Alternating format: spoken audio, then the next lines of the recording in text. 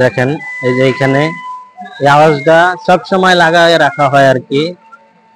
তো যখন মানে মানুষ অনেকটাই বেশি থাকে তখন একটু বেশি এই জিনিসটা লাগানো হয়। আর পানিগুলো আসলে অনেকটাই কালার হয়ে সুন্দর দেখা যায় আর কি। দেখেন আসলে অনেকটাই সুন্দর লাগে আওয়াজটা, এমনকি এই জন্যই মানে এখানে মানুষগুলো ভিড় করে আর কি। খুবই সুন্দর একটা দৃশ্য, দেখেন পানিগুলো কতটা সুন্দর করে ঢেউ খেলতেছে, যা অসাধারণ মাশাআল্লাহ। এই যে দেখেন সবাই কিন্তু ভিডিও করতেছে, ছবি তুলতেছে।